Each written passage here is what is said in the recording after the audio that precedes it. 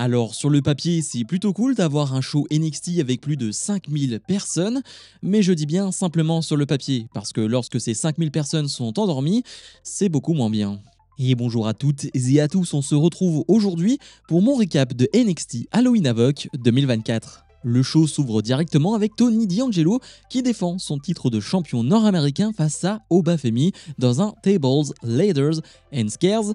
Ma note pour ce match est de 4,5 sur 5. Déjà, on avait la stipulation Tables, Ladders and Scares, donc pour moi c'était un TLC, avec le titre de champion nord-américain récupéré au-dessus du ring. Eh bien pas du tout, en fait c'est simplement un match échelle, table et chaise, mais avec une victoire simplement par soumission, par tombée.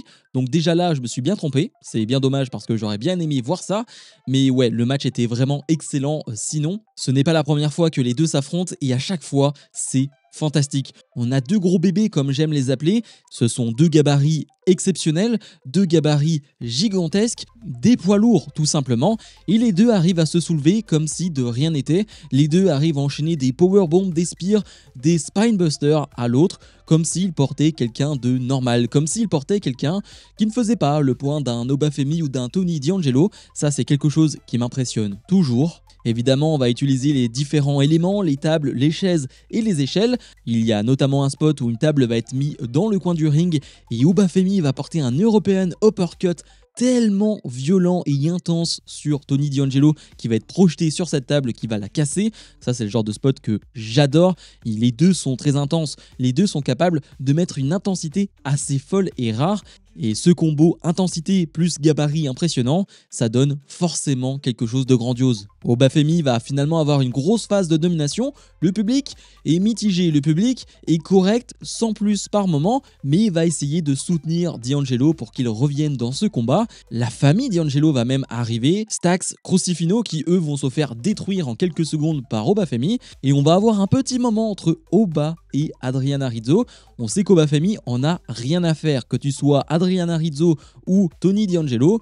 Si tu es contre lui, si tu te mets en travers de son chemin, il va s'en prendre à toi. Alors je trouve que le moment est un peu long, ça dure un poil trop longtemps selon moi, mais Rizzo va réussir à distraire Obafemi. Tony D qui avait été attaché sur le coin du ring par Obafemi va se délivrer, et puis toute la famille D'Angelo va s'en prendre à Obafemi. Il va passer à travers une table et Tony D va remporter ce combat.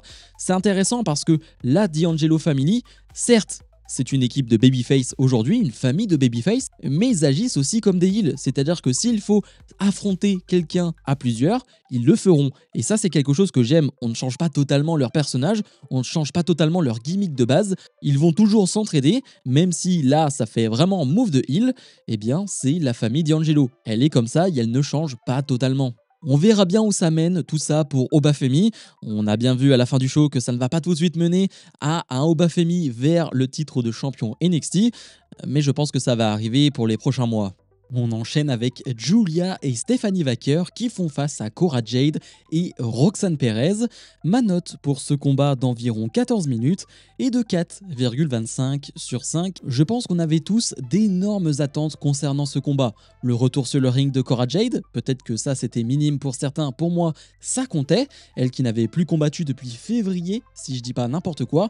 Et de l'autre côté, bien sûr, Julia et Stephanie Vaquer qui font équipe et qui se retrouvent dans leur premier PLE NXT. Tout était réuni sur le papier pour que ce soit grandiose, pour que ce soit génial, et ça l'a été. Je mets aucune superstar en retrait dans ce combat, parce qu'il est très facile de critiquer Cora Jade à longueur de journée, mais dans ce match-là, elle fait parfaitement son boulot. Et encore une fois, on parle de quelqu'un qui n'a plus combattu depuis des mois, et on la met face à ce qui se fait quasiment de mieux dans le monde du catch féminin actuellement. Julia, Stephanie Vaquer, en équipe avec Roxanne Perez, je veux dire, elle est avec les meilleures catcheuses du monde tout simplement. Et elle ne fait absolument pas tâche. Bien sûr, elle ne va pas avoir les enchaînements techniques d'une Julia ou l'enchaînement technique au sol de Stephanie Vaquer et de Roxanne Perez au tout début du match qui était fantastique. Cet enchaînement au sol, c'était incroyable. Et c'est un petit teasing de ce que les deux seront capables de nous faire en 1 contre 1 sur le ring.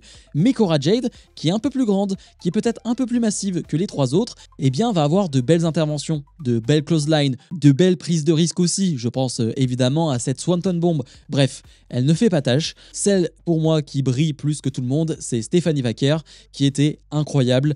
Déjà, j'ai l'impression qu'elle va à 2000 à l'heure sur le ring, c'est assez impressionnant. Je me posais la question, est-ce que dans la division féminine, NXT, Raw et SmackDown, quelqu'un est plus rapide qu'elle sur le ring? Je n'en suis pas sûr. Elle est rapide, elle est agile, elle est technique. Bref, elle a énormément de qualité. En plus de cela, les 4 ont de superbes tenues. Du côté de Roxanne Perez et Cora Jade, on est assortis. De l'autre côté, non, mais il y a un petit maquillage et le maquillage de Vaquer est vraiment excellent. Donc ouais, je me régale, mais je ne vais pas plus haut parce que pour moi la fin du match est un peu bâclée et il y a quelques incompréhensions. Il y a un moment sur le ring entre Vaquer et Cora Jade où c'est pas terrible, c'est pas dingue, tu vois que les deux se comprennent pas du tout et les 3-4 dernières minutes du match ne sont pas les meilleures, bizarrement. La dernière prise du match est assez exceptionnelle avec une Stephanie Vaquer qui va monter sur le coin du ring et tu penses qu'elle va apporter un simple moonsault qui est déjà très bien, mais non, elle y rajoute une vrille en plus, ce qui est incroyable, et elle va faire le tombé gagnant sur Roxanne Perez et ça, ce n'est pas anodin. Après le match, on va encore une fois nous présenter Zarya. Je n'en dis pas plus parce qu'on en reparlera un peu plus tard dans la soirée. Mais ouais, c'était un excellent combat. Encore une fois, j'ai simplement un petit problème avec le finish et je dois le dire avec le public et je vais le dire à plusieurs reprises lors de cette vidéo. Le public, par rapport au combat, par rapport à la qualité du match, par rapport aux superstars qui étaient présentes, pour moi, c'est pas assez bon. Pour moi, c'est pas assez bruyant. Pour moi, c'est un gros point négatif de ce match. On passe à André Chase qui fait face à Ridge Holland dans un ambulance match, un combat qui va durer 15 minutes. Ma note pour ce match est de 3,5 sur 5. Déjà, je dois le dire, le match est un poil trop long. Alors, je comprends pourquoi ils l'ont fait si long, parce que c'est un ambulance match et que tu as besoin de fatiguer ton adversaire. Tu as besoin de mettre à mal ton adversaire pour le faire rentrer dans cette ambulance. Donc, la longévité de ce match, elle se justifie, bien sûr. Mais en même temps, est-ce qu'on avait vraiment envie de voir Ridge Holland face à André Chase pendant 15 minutes? J'en suis pas sûr. Et le public, lui, pendant ce match, a simplement décidé de s'endormir. Alors ils vont se réveiller à quelques moments pour soutenir André Chase. Et puis il y a une certaine fanbase avec la Chase University. Donc ça ressort à certains moments, mais dans la globalité, on peut pas dire qu'il y a eu une ambiance de dingue. Pour le coup, le match, je l'ai trouvé très sympathique. Encore une fois, ça dépend de vos attentes concernant ce type de match et ce type de superstar. J'avais pas d'énormes attentes et je trouve qu'ils ont fait le boulot. Des deux côtés, je trouve que les deux ont fait de super performances. On va clairement avoir de tout, hein, les classiques avec l'extincteur, avec des chaises, avec des kendo sticks, bref, il n'y a rien de nouveau dans ce match. On va même utiliser les citrouilles. Je sais pas ce qu'avait le public, mais il voulait absolument qu'on utilise les citrouilles et d'ailleurs ça va être réutilisé par la suite, on en reparlera dans le main event, mais ça reste des moments plutôt cool, des moments plutôt fun. J'ai quelques petits problèmes avec l'utilisation de la civière, les coups de civière, c'est absolument pas crédible. Alors je sais que c'est que du catch, etc., mais à un moment donné, quand tu cours avec une civière vers ton adversaire, faut qu'il y ait un minimum d'impact. Là, l'impact, il était absolument pas présent et surtout qu'André Chase, il insiste avec ses coups de civière qui pour moi ne sont pas du tout crédibles, ça m'a pas mal dérangé, ça m'a pas mal gêné. Mais ouais, sinon on va enlever la protection du sol pour faire un surpassement à son adversaire, on va apporter un DDT sur le sol bien dur de la rampe, un André Chase qui va même sauter depuis le haut de l'ambulance sur Ridge Holland. Donc ouais, on se donne, les deux se donnent physiquement, mais encore une fois, ça n'emballe pas plus que ça le public. Ridge Holland, après avoir mis les doigts dans les yeux de André Chase, va faire la différence, va réussir à mettre Chase dans l'ambulance et va remporter ce match. C'était plutôt logique et on s'y attendait à cette victoire. À noter que Ridge Holland, dans le pré-show et puis après le match, s'est pris la tête avec le Hall of Famer Bubba Ray Dudley. J'en dis pas plus, mais on en reparlera aussi. Kelani Jordan défend son titre de championne nord-américaine dans un gauntlet match face à Fatal Influence. C'était la stipulation de ce combat. Un match qui va là aussi durer une quinzaine de minutes. Et ma note pour ce combat est de 3,75 sur 5. Je l'ai vraiment aimé ce match. On a débuté avec un Jasmine Nix face à Kelani Jordan qui était bon. Jasmine Nix qui n'a pas énormément d'expérience, qui est clairement celle qui a le moins d'expérience dans le clan Fatal Influence, mais je l'ai trouvée excellente lors de ce match. Ça dure pas plus de 4-5 minutes, mais ce qu'elle fait, c'est vraiment très propre. Elle a toujours de superbes kicks, technique, elle se déplace très bien sur le ring. Donc ouais, pour l'instant, je suis assez conquis par ce qu'elle fait. Et de l'autre côté, on a une Kalani Jordan qui va monter en puissance au fur et à mesure des matchs, qui va montrer ses acrobaties, que ce soit à l'extérieur du ring ou à l'intérieur du ring. Bref, vous savez à quel point j'aime Kalani Jordan et cette prestation ne me fait pas changer d'avis, bien sûr. Jordan va remporter ce premier match avec un sublime 450 splash. Et directement après, c'est Jessie Jane qui monte sur le ring. Et c'est la petite déception, parce que Jessie Jane, j'en parlais en live en plus ce samedi, c'est une valeur sûre du côté de NXT. Eh bien, c'est le plus mauvais match des trois. Pourquoi ? Eh bien, parce qu'on va simplement avoir une domination de Jessie Jane. Il n'y a pas une ambiance incroyable non plus lors de ce match. Et du coup, on s'ennuie un peu. Je retiendrai un beau coup de genou de la part de Jessie Jane, mais c'est à peu près tout. Et Kalani Jordan va la contrer superbement avec un roll-up. Et donc va passer au dernier tour face à Fallon Henley, mais Jessie Jane va bien sûr s'en prendre à elle avant ce match. Du coup, Fallon Henley arrive très rapidement à prendre l'avantage, mais c'est le meilleur match des trois.